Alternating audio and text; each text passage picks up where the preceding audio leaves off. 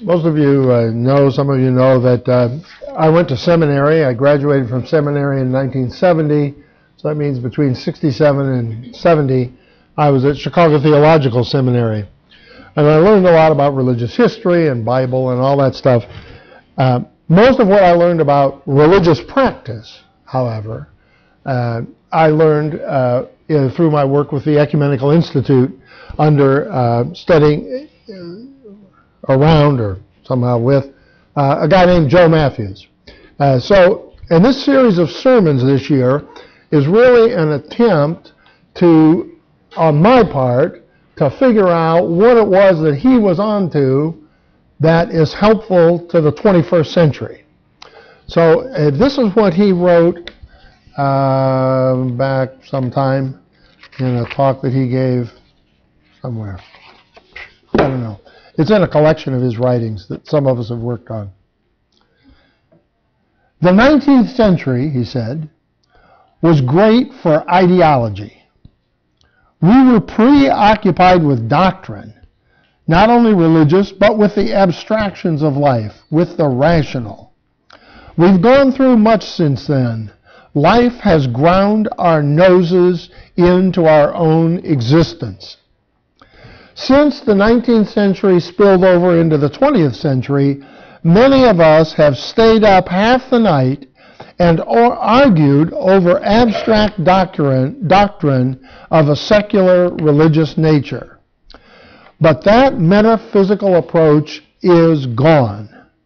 Not only do you not pay any attention to its going, but you don't hear it going on much anymore. If you happen to get into some religious or ideological discussion, you don't argue on forever. You say, well, neighbor, would you just describe to me your awareness of what is contained in that abstract concept? Then we can have a real conversation. So this year we're going to be having a real conversation.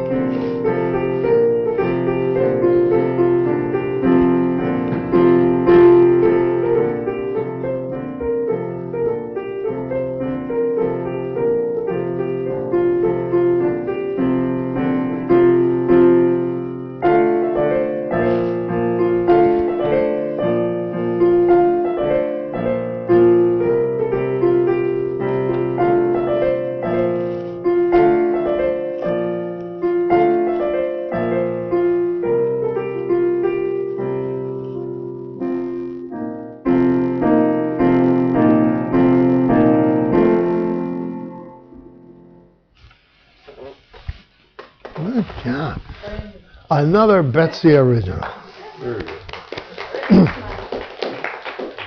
So sometime we'll take my pictures of the interior mansions and we'll ask, which room were you in when you wrote those different things? That would be that's a conversation we could have.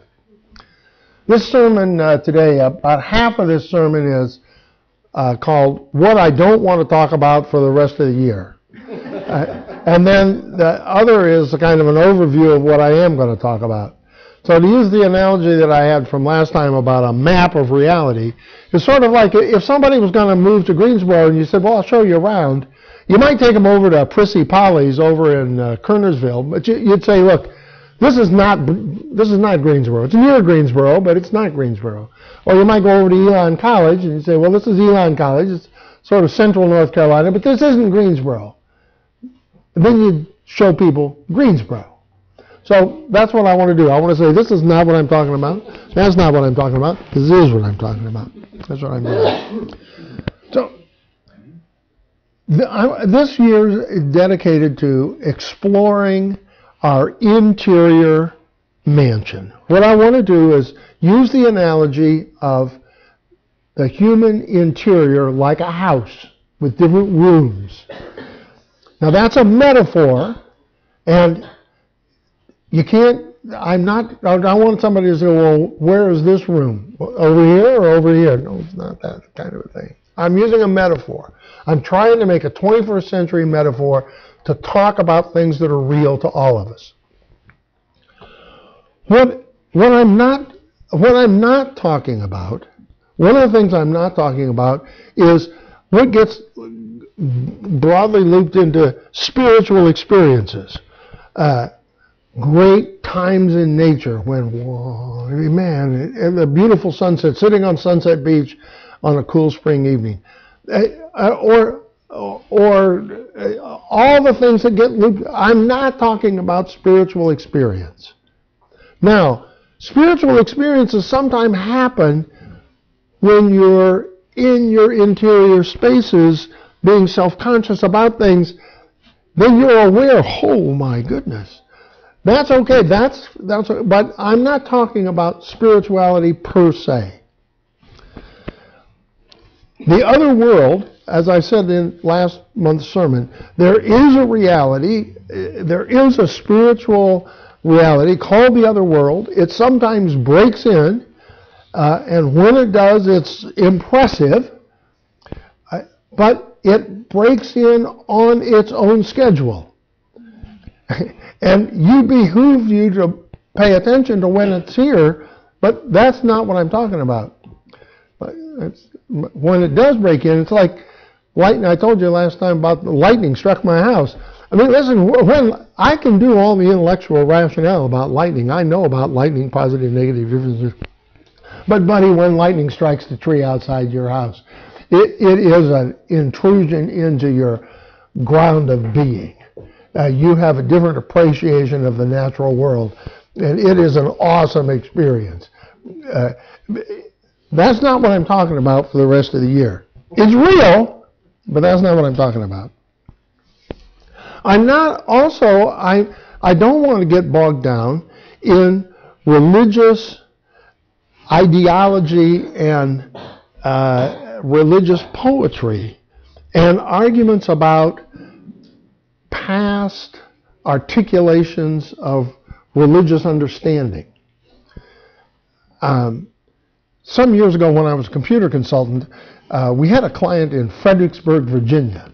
And for a number of reasons, it turned out I needed to go up there and spend several days. So I was going to drive from here to Fredericksburg. And there was a woman on our staff that for some reason or another people decided she needed to go along on the trip. So, fine. So that meant she and I were going to drive from here to Fredericksburg. About the time we got to Burlington, she said to me, Nelson, I'm really quite interested in what you believe as a Unitarian. Well,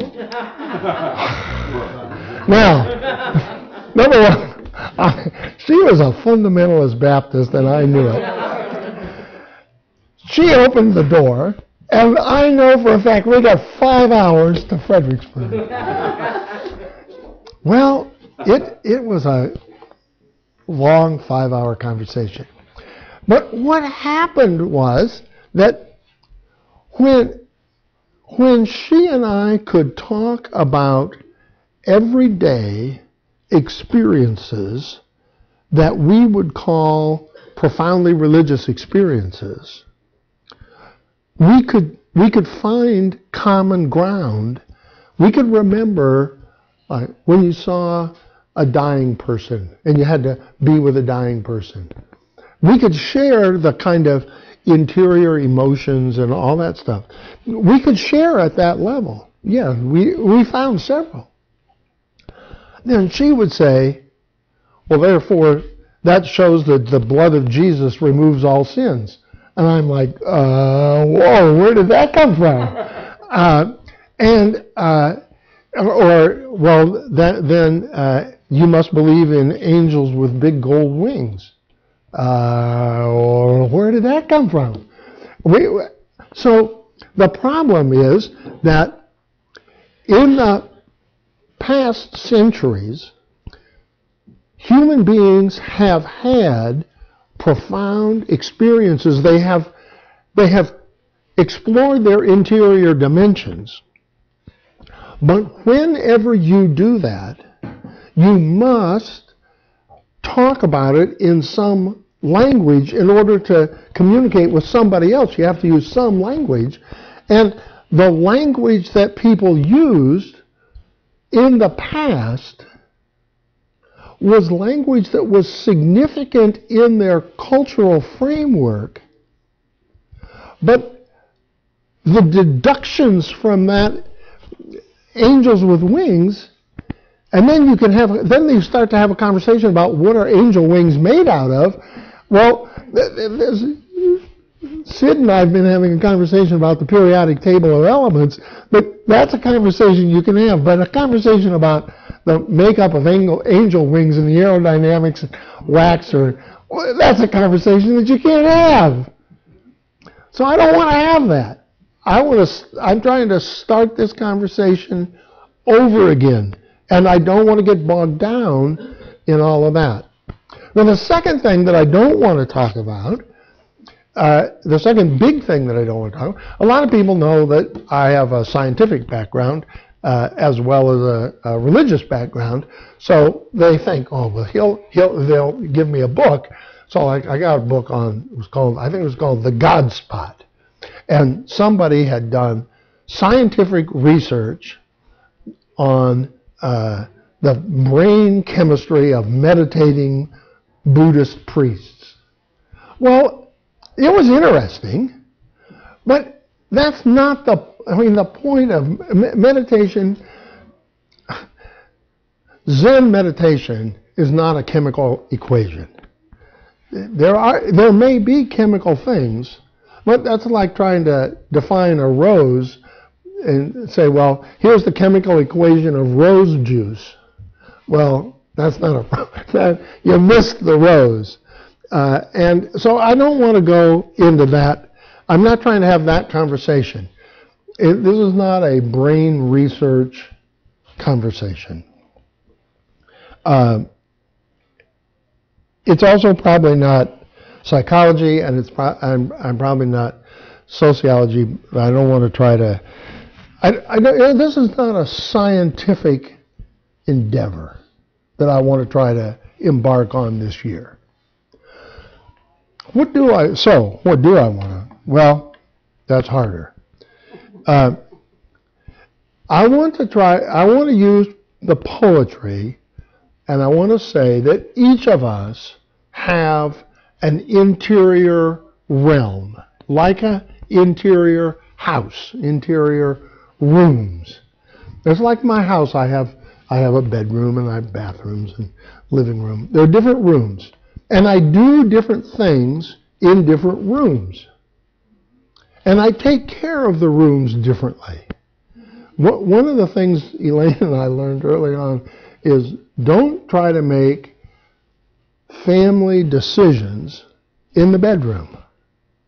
That's not the place for making long-range family decisions. Make those someplace where you can sit down and talk about things, so you don't end up, anyway, don't make family decisions in the bedroom. And you can think of other examples.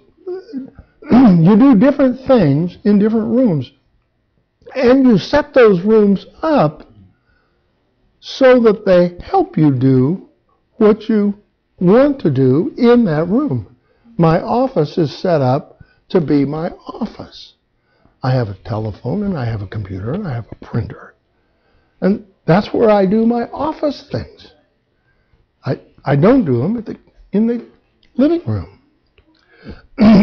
Now, so I want to use that image, that we have interior space. But this is not like left half the brain, right half the brain. That's not what I'm talking about. I tried to say that a few minutes ago. So, the second big problem another big problem that I want to try to deal with is that this whole question of interior life has come to the forefront because our understanding of what it means to be a human being is changing or has changed. And we have or are changing from be a good person and have lots of babies and procreate and keep the human species going, to be a decisional part of the shaping of the future of the planet. And those are drastically different way to organize your interior space, from do what I say to shape the future. And I'm interested in shape the future. I'm interested in preparing human beings, each of us, to, in our own way, actively participate in shaping the future of the planet. Because I believe that's where the human species has arrived at today. Whether we like it or not, we are shaping the future of the planet as a species. And it behooves us to take that seriously. And I think when we do take it seriously, then a lot of the wisdom of the past comes back to us in a way that can be helpful to us, but we have to reshape it, and we definitely need new poetry. And what I'm trying to explore is that new poetry. And I'll say once more, but I try not to say it too many times, is that I know that when I give these sermons, I sound like I know exactly what I mean, and I was like, blah, blah. And that's because I don't want to stand up here and be mealy-mouthed, but I also want to acknowledge that there's a lot of uncharted territory, and there's a lot of room for dialogue and discussion, and that I'm 100% open to. So, I want to look very closely. I want to lay out in a few minutes now 9 rooms in the interior. I want to suggest there are 9. I got 10 fingers up. There are 9 rooms. And 3 of these rooms are rooms where the self becomes the self. And 3 of these rooms are rooms where the self prepares to go out into the world. And 3 of these rooms are rooms where the self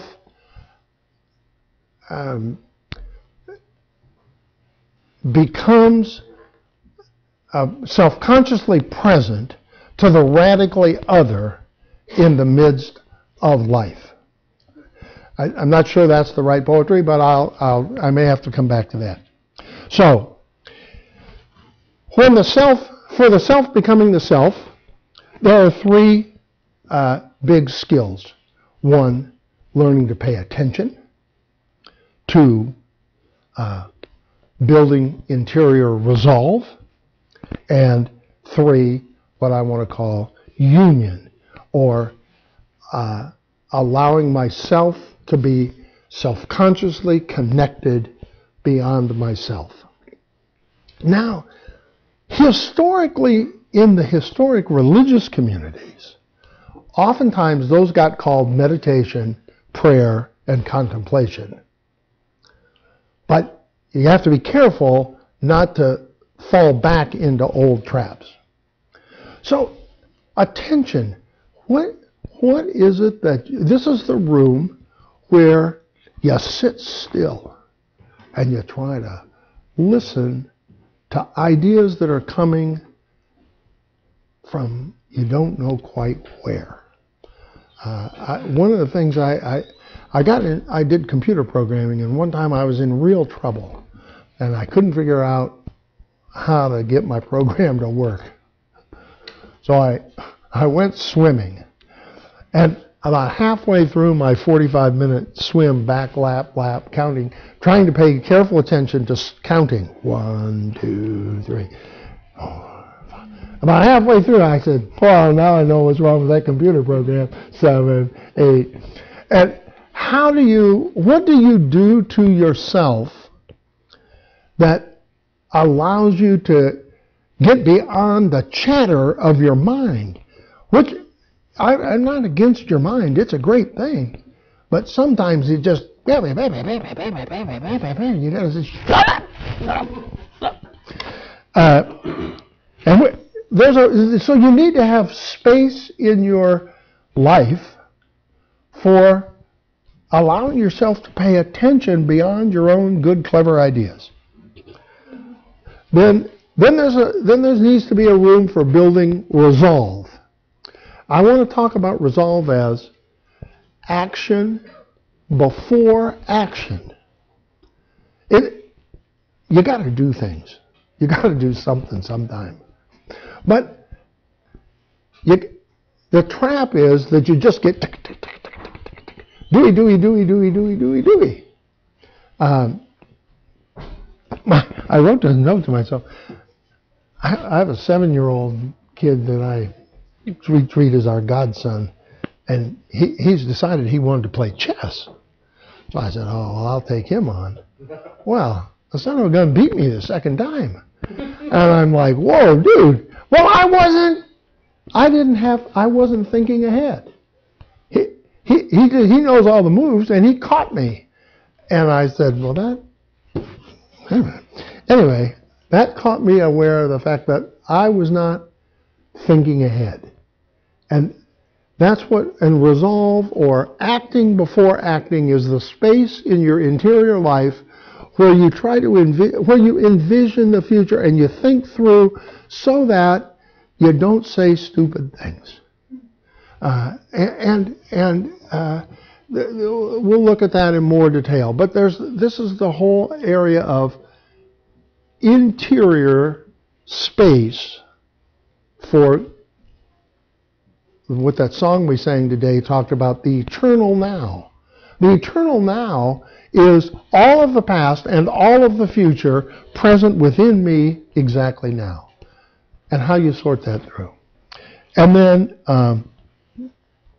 the third space is the self-conscious space for allowing oneself to be aware that you and all of reality are one. In the Unitarian principles, they talk about the interconnected web of life. That's a real thing. But it's not an intellectual thing. It's not an argument about the polar vortex and the relationship to the jet stream. And it's not that. It's something else. And that's what I'm trying to talk about in that one. Then the second whole set of rooms has to do with getting ready to go out. These are a set of rooms that are like the doorways out of yourself into the world. One of them has to do with detachment. How do I learn that I can set aside my particular needs when I get into a group of people? I have needs, but my needs don't need to dominate the whole group all the time. But now, when Rita goes to the hospital, we need to be present to her needs. That's the second one. How do I get involved?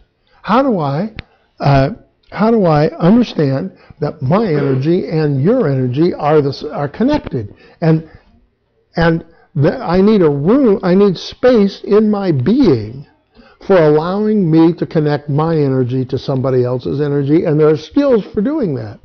The thing is, about all of these rooms, there are skills, and we can talk about those. And we can help each other with our rooms. Like my mother told me, always make your bed. I still make my bed every day. And that's a discipline of how to keep your bedroom.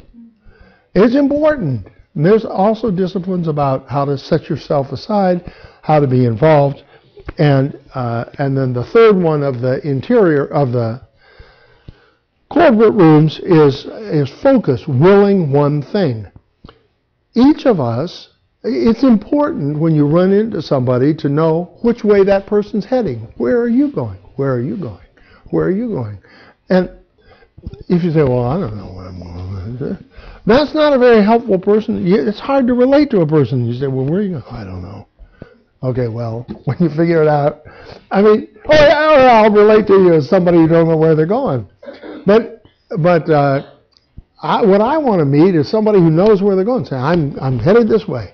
Well, buddy, I'll go with you, and then we can work together, and we can learn each other's skills. I checked this whole schema of mine against two external sources. I check it against my friend Vijay Lokundi, my Indian friend, who he's about my age, but he's not white, he's not American, and he's not a Christian out of a Christian heritage. He's a Hindu.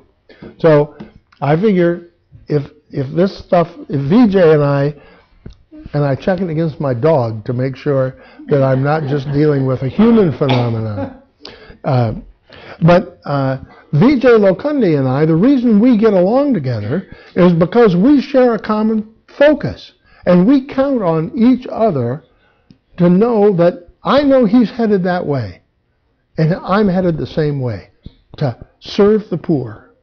And to include everybody in the destiny of the planet. And I know that's where he is in his being. And when he tells me this is what he's going to do, I know that he's thinking that from that position. And when I show up, he knows the same thing. And so he and I have the same focus. So, buddy, we work together. Now, he has a different set of skills than I do. And he knows that, and I know he has a different set of skills. But we know each other's skills, too. He doesn't try to write a paragraph about anything. We talk about it, and he says, you write the paragraph. I write the paragraph, he says, okay.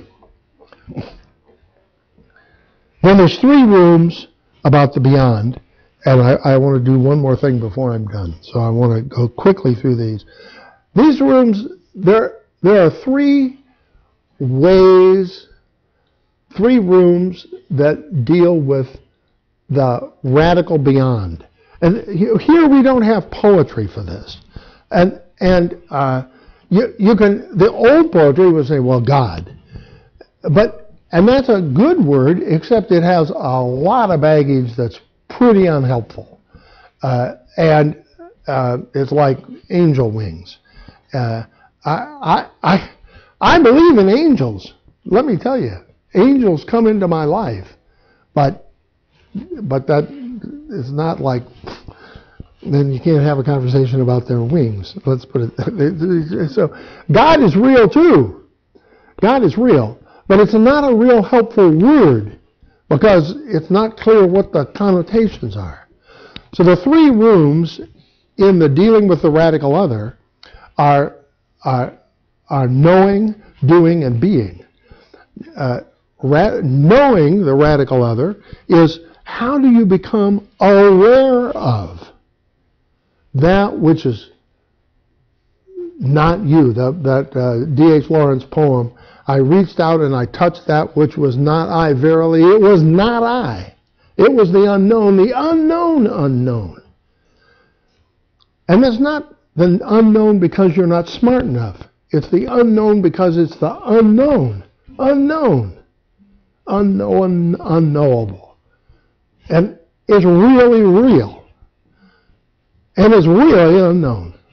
Then there's doing, and doing is, I like the phrase of transparent doing. It's like great leaders who do something, and in their doing, instead of seeing them hammering, you see them building the future, and you say, wow, there is the act that's shaping, that you see more than the action itself. Those are hard, and we're going to have to work on these three. And then there is a room in the interior mansion that is the room for radical being. That's the room set aside for the self and the radically other to come together self-consciously. And for many people, they don't even know they got that room. The ones of us who have that room can try to talk about it, and we can help other people learn about that. And some people went there one time, they ain't never going back. It can be scary. You can get the Jesus scared out of you. But we can help. And the reason that I want to do this series of sermons is because I think every single human being on the planet has these 9 rooms. People don't know what to do with some of them, but until we help people develop the skills to live in each of these parts of their being, we can't fulfill our destiny as the human species to participate actively in shaping the future of the human and the non-human realms.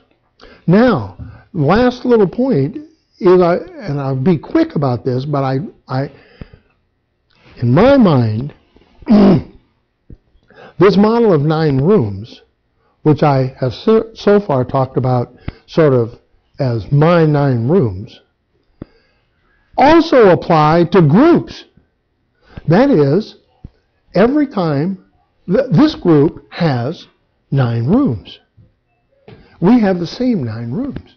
We have a room for being a congregation, a self-self. We have a set of rooms that allow us to go out into the world. And we have a set of rooms that allow radical being to come into this group as a group. And each of us have a role to play, and to the extent that we become self-conscious about that same dynamic which goes on within each of us, going on within this group, then we become a stronger group as a group, because those same dynamics apply. Then you can ask yourself, when Betsy plays a song, which room is that song helping us grow into? When the board meets, you can ask yourself, which room is that helping this group take care of? When you pass the collection plate is not simply a device for gathering money so that things can happen. It is a spiritual act. It is an act of, probably it's a resolve. It's an involvement. It's our way of demonstrating that we are an involved group. So, whatever applies to me and to George or anybody else applies to this group also. And this whole thing scales. This whole conversation, the map that I laid out last month, is a scalable map. It looks different at each level, but it's the same thing. Anyway, this will be an experiment to see how we learn to talk together and build a common language for talking about a dimension of life that is exceptionally real and very difficult to talk about in the 21st century. So I look forward to the months ahead, and I look forward to continuing this conversation. Thank you.